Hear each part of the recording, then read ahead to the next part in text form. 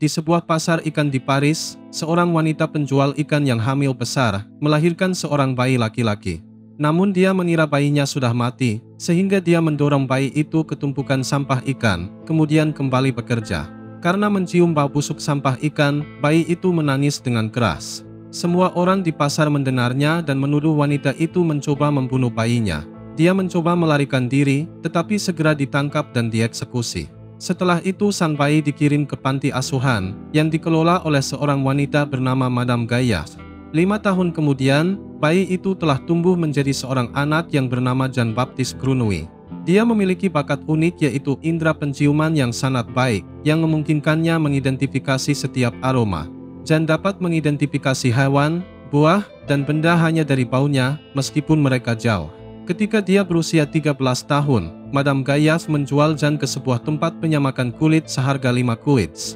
Wanita tua itu senang karena mendapatkan sejumlah uang, tetapi kebahagiaan itu tidak bertahan lama. 2 orang perampok membunuh Madame Gayas dalam perjalanan pulang. Di sisi lain, Jean bekerja pada pria besar dan kejam bernama Grimal. Hidup di tempat penyamakan kulit sangatlah keras, karena para pekerja harus bekerja 12 jam sehari. Namun Jean terbukti tangguh dan terus bekerja dengan giat. Setelah beberapa tahun bekerja keras, Grimal akhirnya mempromosikan Jean menjadi asistennya. Dia mengajak pemuda itu ke kota untuk mengantar kulit dari toko ke toko. Saat Jean melalui jalanan yang ramai, hidungnya menghirup aroma-aroma yang baru. Dia terpesona oleh banyaknya bau, baik yang wangi maupun yang tak sedap. Ketika Grimal sedang berbisnis di salah satu toko, Jean ditinggal di luar. Pemuda itu memanfaatkan kesempatan ini dengan mengeksplorasi indera penciumannya hingga membawanya ke sebuah toko parfum terdekat. Toko itu penuh dengan pelanggan yang datang untuk membeli parfum yang sedang ngetren yaitu Amour and Psyche. Tiba-tiba, Jean teralihkan oleh aroma terindah yang pernah dia cium. Dia langsung terpesona dan berlari mengejar sumbernya. Ternyata aroma itu berasal dari seorang gadis cantik berambut merah yang menjual buah plum. Dia mengikuti aroma gadis itu dan menemukannya sedang duduk di ujung gang. Jean mengendap-endap di belakang gadis itu dan mulai menghirup aroma tubuhnya. Saat itulah dia berbalik dan tiba-tiba berhadapan langsung dengan Jean. Dengan ketakutan, gadis itu hampir berteriak, tetapi Jean langsung membekap mulutnya. Dia mendengar langkah kaki mendekat dan menyeretnya ke tempat gelap. Sepasang kekasih lewat di dekatnya dan Jean menunggu sampai mereka menjauh. Dia kemudian melepaskan gadis itu, namun ternyata gadis itu sudah mati karena dia tak sengaja mencekiknya. Bukannya menyesal dengan apa yang baru saja dia lakukan, Jean malah menciumi tubuhnya dari kepala hingga kaki, seperti hewan yang rakus. Namun seiring berjalannya waktu, mayat itu mulai kehilangan aromanya, sehingga Jean mulai frustasi. Sepulangnya dari bepergian, Grimal memukuli Jean karena dia sempat kabur. Namun Jean tidak peduli, karena dia terus memikirkan aroma gadis itu. Dia kemudian bertekad untuk menemukan cara agar bisa mengawetkan aroma tubuh seseorang selamanya. Di tempat lain di Paris, mantan desainer parfum terkenal, Giuseppe Baldini, meratapi sepinya pelanggan. Sejak parfum Amour and Psyche milik kompetitornya menjadi tren, tidak ada lagi yang datang ke tokonya. Giuseppe dengan putus asa mencoba membongkar formula Amour and Psyche agar bisa mengalahkannya. Tetapi tidak peduli seberapa banyak dia mencoba, dia tidak mampu mengidentifikasi semua bahan-bahannya. Jean tiba di toko Giuseppe suatu malam, membawa kiriman kulit dari Grimal. Dia langsung tertarik oleh bahan-bahan dan aroma di sana. Sebenarnya, Jean tahu bahwa Giuseppe sedang mencari rahasia formula parfum yang sedang ngetren. Jean memberitahunya bahwa ia tahu bahan-bahannya, dan bahkan menawarkan untuk membuatkannya saat itu juga. Giuseppe tentu saja tidak percaya, namun dia mempersilahkannya. Pemuda itu kemudian mulai mencampur beberapa bahan, bahkan dengan cara yang tak biasa. Setelah racikannya jadi, Giuseppe terkejut karena pemuda yang hanya seorang tukang kulit ini telah berhasil mengklon Amour and Psyche dengan sempurna, hanya dalam sekali percobaan. Keesokan harinya Giuseppe membajak Jean dari Grimal, yang dengan senang hati menerima sejumlah uang yang besar. Pria besar dan mengerikan itu langsung menuju ke sebuah bar dan mabuk-mabukan. Namun saat pulang, tiba-tiba sebuah kereta mendekat dari sisi lain. Dia mencoba menghindarinya, tetapi dia tergelincir dan jatuh dengan kepalanya membentur trotoar di bawah. Kemudian jatuh ke sungai dan mati tenggelam. Sementara itu Jean mulai bekerja sebagai asisten Giuseppe, mempelajari dunia perparfuman yang sesungguhnya. Dia meracik berbagai parfum kelas tinggi yang mengembalikan ketenaran toko Giuseppe. Sang master yang berpengalaman kemudian mengajarkan Zan bahwa setiap parfum yang baik terdiri dari 12 not. Tetapi parfum yang benar-benar memikat memiliki esensi ke-13 yang menyempurnakan semua not yang ada. Keesokan harinya, Giuseppe mengajarkan Zan cara mengekstrak sari mawar dengan merebus dan memondensasinya pada suhu yang tepat. Pemuda itu sangat terkesan dengan seluruh proses ini, sehingga dia mulai bereksperimen sendiri. Dia mengambil barang-barang acak dari jalanan seperti rantai besi, sepatu kuda, dan bahkan kucing peliharaan majikannya. Dia kemudian memasukkannya ke dalam distiller, berharap bisa mengekstrak aroma mereka. Keesokan paginya, Giuseppe terbangun karena ada keributan dari workshopnya. Dia bergegas ke sana dan menemukan Zan yang marah.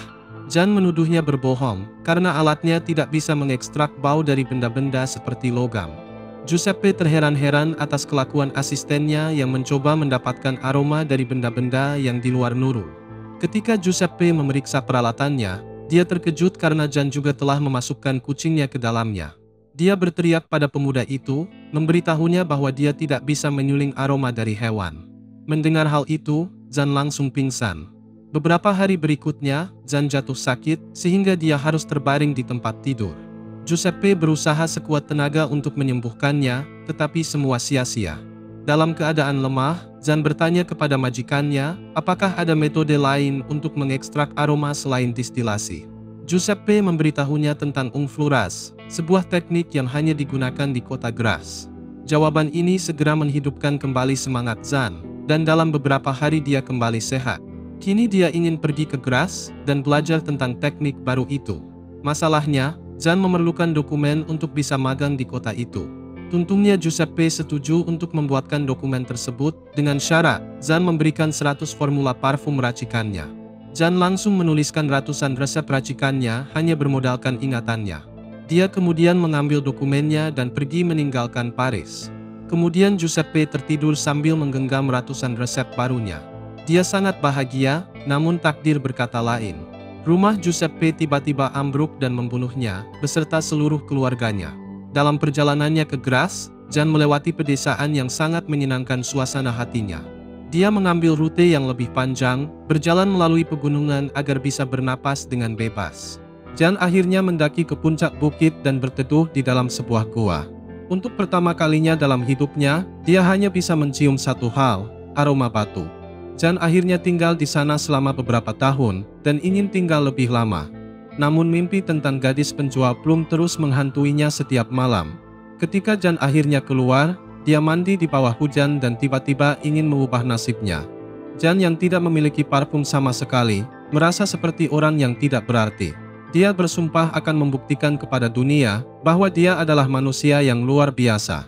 Setelah itu Zan kembali berjalan dan terus berjalan selama berhari-hari. Ketika hampir sampai di Grasse, dia mencium aroma yang luar biasa, bahkan lebih baik dari aroma gadis penjual plum. Sebuah kereta lewat, dan dia menemukan bahwa aroma itu milik seorang wanita cantik bernama Laura. Dengan bersemangat, Zan berlari mengikutinya hingga sampai di sebuah mensasn. Dia mengendap-endap masuk ke taman dan mengamati Laura dari jauh, berusaha keras untuk mendekat. Namun hal itu tak berlangsung lama karena ayah Laura, Antoine Ricci, menyuruh anaknya untuk masuk. Keesokan harinya Zan mulai bekerja di sebuah toko parfum, di mana dia belajar seni ungfluras. Dia berada di bawah pengawasan Madame Arnolfi dan kekasihnya, Dominique Drouillot. Prosesnya terdiri dari mencampur bunga ke dalam lemak hewan, dan merebusnya dalam wadah besar untuk mengekstrak sarinya. Suatu malam, Zan memutuskan untuk open BO. Tetapi bukannya wik-wik, dia malah memukul kepala si cewek dengan gagang kayu. Setelah dia mati, Zan memotong rambutnya, menutupi seluruh tubuhnya dengan lemak hewan, dan kemudian membungkusnya dengan kain. Beberapa jam kemudian, Zan mengikis lemak itu dan memprosesnya dengan hati-hati, sehingga ia berhasil mengekstrak aroma tubuhnya. Puas dengan dirinya sendiri, Zan memasukkan aroma ini ke dalam botol pertamanya. Namun masih membutuhkan 12 aroma lagi untuk menciptakan sebuah mahakarya parfum yang sempurna. Zan kembali mencari korban-korbannya. Mereka adalah para wanita muda dan cantik yang juga memiliki aroma yang luar biasa. Dia membunuh mereka satu persatu dan menggunakan proses yang sama untuk mengekstrak aroma mereka. Akhirnya dia berhasil memperoleh 12 aroma unik dan belum pernah ada di manapun. Jan kemudian meracik semua aroma ini dan menghasilkan sebuah ramuan yang luar biasa dan kuat. Alhasil ketika Druyo secara tidak sengaja menciumnya, dia berubah dari orang yang agresif menjadi orang yang sangat jinak. Jan senang dengan kemajuannya, tetapi dia masih membutuhkan aroma ke-13. Dia telah memilih korban yang sempurna untuk itu, gadis cantik, hampir sempurna, Laura. Namun ayahnya, Antoine Ricci, sudah waspada setelah pembunuhan wanita beruntun terjadi di kota itu. Dia tidak ingin putrinya menjadi korban berikutnya. Pada suatu pagi, Ricci mengemas barang-barang mereka dan pergi dari kota bersama putrinya. Dia mengira bisa mengelabuhi si pembunuh dengan mengirimkan kereta kosong ke arah yang berlawanan. Sementara itu dia dan Laura bepergian dengan kuda menuju sebuah biara terpencil. Namun hidung Zan segera mendeteksi bahwa aroma Laura semakin menghilang. Dia juga mengemas barang-barangnya dan mulai melacak aromanya untuk menemukan lokasi Laura. Sementara itu seekor anjing jalanan secara tidak sengaja menarik sehelai rambut dari tempat tinggal Jan. Sambil disaksikan oleh Druyo, penggalian pun dilakukan hingga ditemukan semua pakaian dan rambut wanita para korban. Ricci dan Laura akhirnya tiba di sebuah penginapan terpencil dan membooking semua kamar. Ricci memilih kamar tanpa jendela dan mengunci putrinya di sana. Namun hal ini tidak bisa menghentikan Zan untuk menemukan Laura. Dia menyelinap masuk melalui kamar pelayan dan mencuri kunci dari sana, kemudian menuju kamar Laura. Keesokan paginya Ricci memeriksa putrinya dan terkejut menemukan bahwa dia sudah mati. Sementara itu di hutan, Zan dengan cepat memproses ekstraksi aroma Laura. Dia kemudian menambahkannya ke racikannya yang sebelumnya, sehingga menghasilkan parfum impiannya yang superior dan paling sempurna. Dengan bangga Jan mulai mencicipinya, tetapi tiba-tiba polisi sudah mengepungnya. Mereka telah menemukan semua bukti bahwa dia telah membunuh beberapa wanita. Jan segera ditangkap, namun dia berhasil menyembunyikan parfumnya di saku celana. Beberapa minggu kemudian, Jan hendak dieksekusi di depan para warga kota Graz. Seorang pejabat dan beberapa penjaga menggiringnya keluar dari selnya. Namun ketika mereka mendekat, Jan membuka botol parfumnya. Beberapa waktu kemudian, Jan tampil di muka umum dengan gaun bludru yang mahal. Dia juga telah meneteskan beberapa tetes parfum di lehernya. Begitu orang-orang di dekatnya mencium baunya, mereka jatuh berlutut, terpesona olehnya. Jan berjalan ke panggung di mana dia seharusnya dieksekusi. Tetapi aromanya begitu memabukkan, sehingga Algojo menyatakan bahwa dia tidak bersalah. Kemudian Jan menuangkan beberapa tetes parfum ke sapu tangan, dan mulai melambaikannya untuk menyebarkan baunya. Semua warga langsung dibuatnya mabuk kepayang. Saking dahsyatnya, uskup mengumumkan bahwa Jan sebenarnya adalah seorang malaikat. Satu-satunya orang yang belum terpesona adalah Ricci, yang berada di balkon dan belum terkena pengaruh parfum. Setelah itu Jan melepaskan sapu tangan ke udara, dan segera jatuh di tengah kerumunan. Hal ini menyebabkan semua orang kehilangan akal, dan mulai melakukan pesta wik-wik berjamaah. Jan membayangkan dirinya bersama gadis penjual plum, dan sejenak menyesali kematiannya. Tiba-tiba Ricci naik ke panggung. Dia hendak mengeksekusi Jan dengan tangannya sendiri. Namun akhirnya dia juga terpengaruh oleh kekuatan parfum dan jatuh berlutut, memanggil Jan sebagai putranya. Beberapa jam kemudian, penduduk kota tersadar dan langsung merasa malu. Jan juga menghilang, sehingga Druyo ditangkap sebagai penggantinya, karena barang bukti ditemukan di tokonya. Dia disiksa selama 14 jam dan akhirnya dipaksa untuk mengaku atas kejahatan yang tidak pernah dia lakukan. Sementara itu Jan kembali ke pasar ikan yang bau dan becek di Paris, tempat ia dilahirkan. Dia terpuruk dalam kesedihan, karena tidak pernah menemukan cinta sejatinya. Jan pun berhenti di tengah jalan dan menuangkan seluruh isi botol parfum di kepalanya. Aroma itu begitu kuat sehingga orang-orang berkumpul mengerumuninya. Mereka bergumul di atas tubuh Jan dan melumatnya, terjerat oleh kekuatan aroma parfumnya. Keesokan paginya, satu-satunya yang tersisa dari Jan hanyalah pakaiannya dan setetes parfum.